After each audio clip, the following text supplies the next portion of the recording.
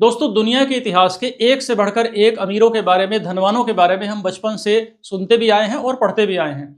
विश्व इतिहास में आज तक का सबसे रईस आदमी माना जाता है मध्यकाल में अफ्रीका के माली के रहने वाले मनसा मूसा को। मनसा मूसा की दौलत को जब आज के डॉलर वैल्यूएशन के हिसाब से दोस्तों कैलकुलेट किया जाता है तो ये मोटा मोटा 400 अरब डॉलर के आसपास बैठती है।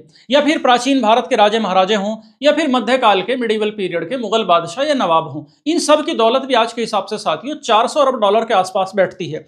लेकिन अब आज इस दुनिया में, आज इस 21वीं सदी में अमेरिकन कारोबारी स्पेस एक्स के मालिक इलोन मस्क सिर्फ एक अरबपति नहीं रहे, बल्कि घटना ऐसी घटी है कि ये इतिहास के पहले खरबपति बन गए हैं, पहले ट्रिलियनेयर बन गए हैं। इनकी जो रॉकेट बनाने वाली, जो सैटेलाइट छोड़ने वाली कंपनी है स्पेस एक्स, इस स्पेस एक्स का एक आईपीओ आया अभी 11 जून को। और साहब, ये आईपीओ आने के कुछ घंटों में ही मस्क की जो टोटल वेल्थ थी ये $1 ट्रिलियन के पार चली गई।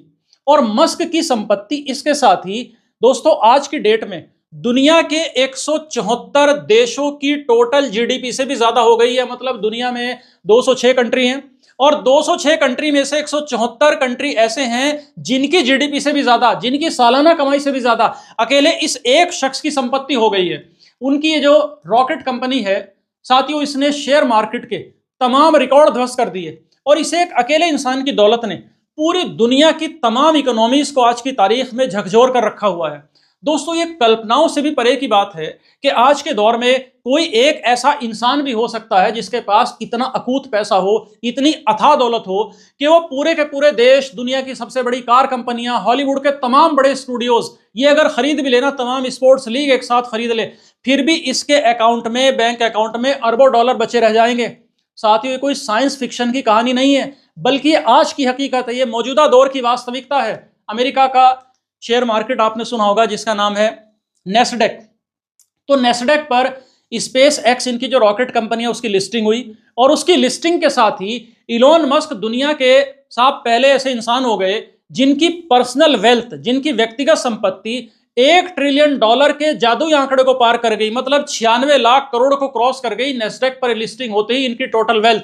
और बड़े ताज्जुब की बात दोस्तों ये भी रही कि स्पेस एक्स का जो आईपीओ आया ये दुनिया का सबसे बड़ा आईपीओ बना है। अभी कुछ टाइम पहले तक आपके याद होगा कि सऊदी अरब की एक तेल कंपनी है अरेमको का आईपीओ आया था। और जब अरेमको का आईपीओ आया तो वो आज तक के इतिहास का सबसे बड़ा आईपीओ माना गया था। लेकिन साहब, अब जब ये स्पेस एक्स का आईपीओ आया तो इसने पीछे छोड़ दिया, अरेमको का रिकॉर्ड भी तोड़ दिया इस आईपीओ ने। हालांकि दोस्तों, मस्क की जो कामयाबी है, इस कामयाबी को दुनिया की कई संस्थाएं वैश्विक लोकतंत्र के लिए एक काला दिन भी बता रही हैं। तो साथियों, ये सारी चर्चाएं आज के सेशन में करेंगे और उस खतरे का भी एनालिसिस करेंगे, विश्लेषण करेंगे कि कैसे आने वाले टाइम में, आने वाले भविष्य में सत्ता, टेक्नोलॉजी और पैसे का पूरा कंट्रोल सिर्फ एक कंपनी या सिर्फ एक इंसान के हाथों में सिमटने जा रहा है। तो दोस्तों, सबसे पहले उस ब्लास्ट को समझते हैं, उस धमाके को समझते हैं जिसने इलोन मस्क को खरबपति बनाया। मतलब स्पेस एक्स कंपनी का इनका आईपीओ। अभी आईपीओ होता क्या है? देखिए, आईपीओ दोस्तों होता क्या है? Initial public offer. जब कोई प्राइवेट कंपनी पहली बार आम जनता के लिए, इन्वेस्टर्स के लिए अपने शेयर मार्केट में उतारती है, बाजार में अपना शेयर बेचने के लिए आती है, तो इसको आईपीओ कहते हैं। अब 11 जून 2026 को इलोन मस्क की कंपनी स्पेस एक्स ने ऑफिशियली अमेरिकन शेयर मार्केट में कदम रखा और कंपनी ने अपने शेयर की जो शुरुआती जो कीमत तय की, वो तय की इन्होंने $135। मतलब इन्होंने कहा कि हम एक शेयर 12,800 रुपए का लगभग निकालेंगे।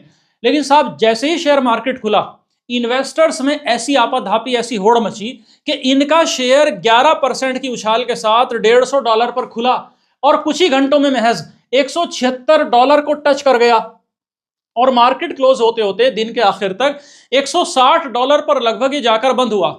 और दोस्तों, इस एक दिन की ट्रेडिंग ने स्पेस एक्स की टोटल मार्केट वैल्यूएशन को $2 ट्रिलियन के पार पहुंचा दिया। $2 ट्रिलियन मतलब 191 लाख करोड़ रुपए की भारी भरकम पर चली गई इस स्पेस एक्स की वैल्यूएशन। और इसके साथ ही स्पेस एक्स अमेरिका की सबसे कीमती कंपनी बन गई। इस एक आईपीओ के जरिए कंपनी ने $75 अरब, जी हां, लगभग 7 लाख करोड़ रुपए से ज्यादा की कैश रकम, नकद रकम जुटा ली। अब इस डील का फायदा देखो सिर्फ इलोन मस्क को नहीं हुआ, बल्कि इस डील को, इस आईपीओ को मैनेज करने वाले इन्वेस्टमेंट बैंक थे बड़े बड़े, जिसमें गोल्डमैन सैक्स था, मॉर्गन स्टैनली था। इन्होंने सिर्फ फीस के तौर पर 500 मिलियन डॉलर कमाए, मतलब 4700 करोड़ रुपए की कमाई सिर्फ इन्होंने कर ली। अब स्पेस एक्स में दोस्तों जो मस्क की अगर हम शेयर होल्डिंग की बात करें, हिस्सेदारी की बात करें, तो इस स्पेस एक्स रॉकेट के अंदर, इस कंपनी के अंदर मस्क 42% की हिस्सेदारी रखते हैं। इसके अलावा जो वर्ल्ड फेमस इनकी कार बनाने वाली कंपनी है टेस्ला, टेस्ला के अंदर मस्क का शेयर होल्डिंग, इनकी हिस्सेदारी 12% से ज्यादा है। तो जैसे ही स्पेस एक्स का शेयर उछला, मस्क की जो टोटल नेटवर्थ थी वो 1.1 ट्रिलियन डॉलर को क्रॉस कर गई। मतलब अगर इसको रुपये में जोड़े तो 101 लाख करोड़ रुपए को क्रॉस कर गई।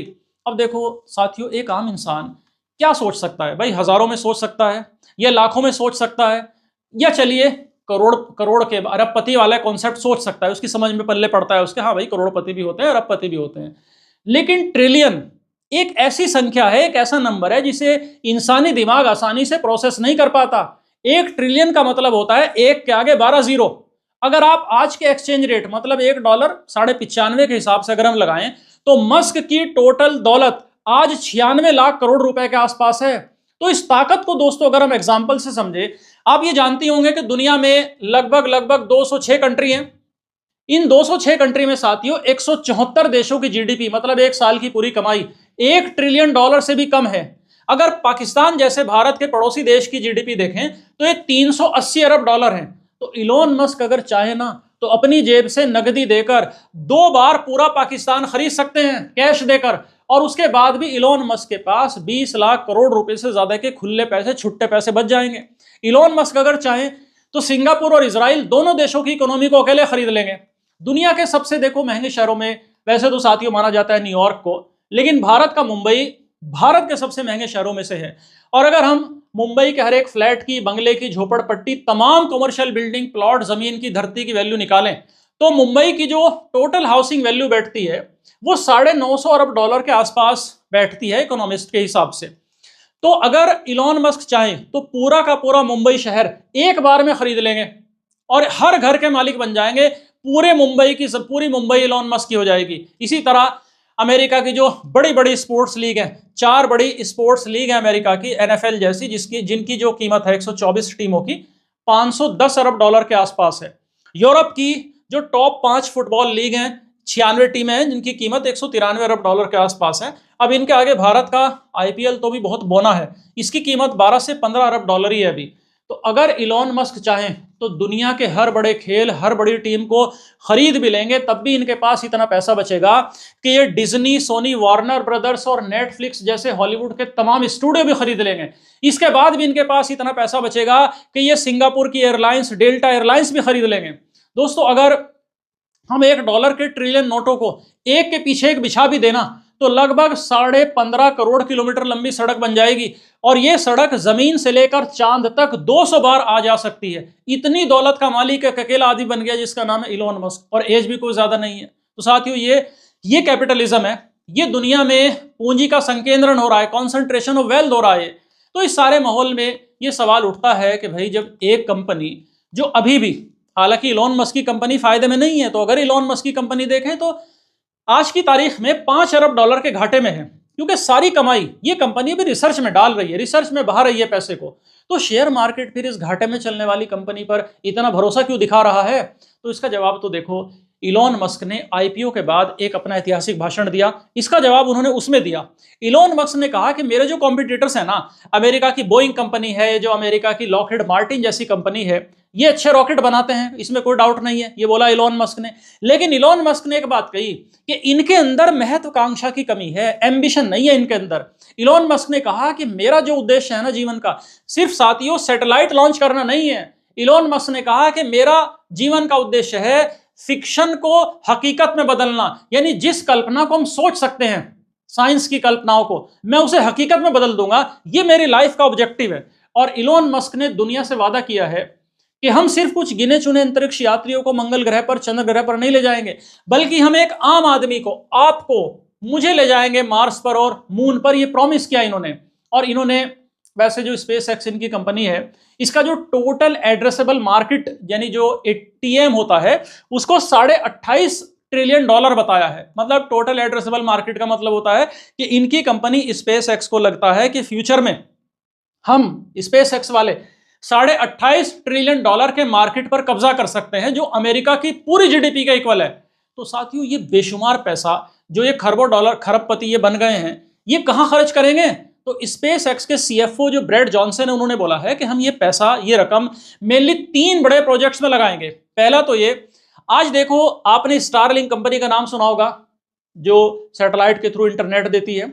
तो ये अपने स्टारलिंक सैटेलाइट बांटती है, तो इसके 1 करोड़ दुनिया में यूजर है और इनकी कंपनी की 61% कमाई यहीं से आती है, लगभग $11.5 अरब। अब स्पेस एक्स क्या करेगा कि $1.2 मिलियन कीमत वाले नए V3 सैटेलाइट लॉन्च करेगा। और ये नए सैटेलाइट ऐसे होंगे जो न सिर्फ फास्ट इंटरनेट देंगे दुनिया को, बल्कि इन पर ऐसे सोलर पैनल लगे होंगे जो ऊपर अंतरिक्ष में मिलने वाली धूप से 100 गीगावाट तक की बिजली पैदा करेंगे। एक काम धंधा तो ये करेंगे। दूसरा, इन्होंने कहा है कि इस बेशुमार पैसे को हम क्या करेंगे दुनिया में, क्योंकि एआई का हल्ला मच रहा है, एआई की दौड़ चल रही है। अब एआई के लिए चाहिए बड़े बड़े डेटा सेंटर्स, और जमीन पर डेटा सेंटर्स को ठंडा रखने के लिए बेशुमार पानी चाहिए, बेशुमार बिजली चाहिए। तो मस्क का प्लान है कि अंतरिक्ष में 10 लाख सैटेलाइट्स का ऐसा नेटवर्क खड़ा कर दूंगा, ऐसा नेटवर्क बनाऊंगा जो एआई डेटा सेंटर का काम करेगा। और क्योंकि अंतरिक्ष में सूरज फ्री का है, फोकट का है, तो सोलर एनर्जी बिल्कुल मुफ्त है और कूलिंग के अंतरिक्ष में कोई समस्या होती नहीं है, गर्मी वहां होती नहीं है। तीसरा प्लान साहब ये इस दौलत को खर्च करने का कि मस्क ये चाहते हैं कि मंगल ग्रह पर 10 लाख लोगों की इंसानी बस्तियां बसाए हैं। और नासा ये बोलता है कि इस काम धंधे में $600 अरब का खर्च होगा। लेकिन मस्क ये मानते हैं कि हमारा जो स्टारशिप रॉकेट है, अगर हम उसका इस्तेमाल करेंगे तो इस काम को $100 अरब में कर लेंगे। अब साहब $1 ट्रिलियन की नेटवर्थ के साथ मस्क के पास आज की तारीख में किसी भी सरकारी दफ्तर से, किसी भी सरकार से ज्यादा पैसा है और किसी भी सरकार से ज्यादा ताकत है। दोस्तों, इलोन मस्क का विजन तो खैर धरती की सीमाओं को पार करके ब्रह्मांड तक जाने का है, और हमारा विजन आपको इसी तरह की डीप रिसर्च, इसी तरह की जो डीप डाइव रिसर्च है और दुनिया बदलने वाली चीजें हैं, इनको सिंपली समझाने का हमारा विजन है। तो अगर आप साथियों इस नॉलेज एवोल्यूशन का हिस्सा बने रहना चाहते हैं तो हमारे इस वीडियो को लाइक शेयर कीजिए और हमारे इस चैनल को सब्सक्राइब भी कीजिए, बेल आइकन भी आप जरूर दबा लीजिए। तो चलिए इलोन मस्क के काम धंधे को देखकर आगे बढ़ते हैं। तो भैया, स्पेस एक्स का जो आईपीओ आया, इस आईपीओ ने शेयर मार्केट का दोस्तों तमाम डायनामिक्स ही बदल दिया।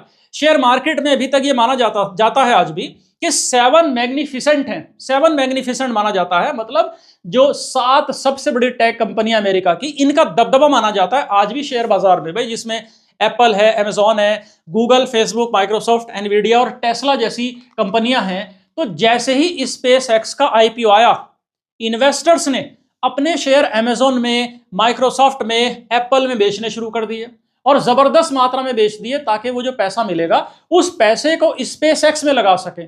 मतलब इलोन मस्क की कंपनी बाजार का सारा पैसा वैक्यूम क्लीनर की तरह अपने अंदर खींच रही है।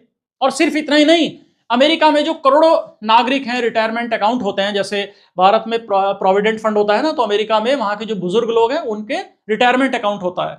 तो वो रिटायरमेंट अकाउंट का पैसा भी पैसिव फंड्स के जरिए स्पेस एक्स में आ रहा है। मतलब कई लोग बिना जाने, बिना रिसर्च किए, बिना नॉलेज गेन किए स्पेस एक्स के शेयर होल्डर बन गए हैं। और इकोनॉमिस्ट की चेतावनी है कि कंपनी जो कह रही है ना कि $28.5 अरब का हमारा अनुमान है, हम जो टोटल एड्रेसेबल मार्केट है, इतनी मार्केट पर कब्जा कर लेंगे। अर्थशास्त्री बोल रहे हैं कि ये फैंटेसी है, ये कोरी कल्पना से ज्यादा कुछ नहीं है। और जो एआई बिजनेस है ना, जिस एआई बिजनेस की इतनी चर्चाएं हैं, इतना ज्यादा जिसका हल्ला कट रहा है सारी दुनिया में, इकोनॉमिस्ट का मानना है कि ये एआई बिजनेस अभी सिर्फ कल्पनाओं में है और इस एआई पर कंपनी पैसे पानी की तरह बहा रही है, सिर्फ फूंक रही है पैसा।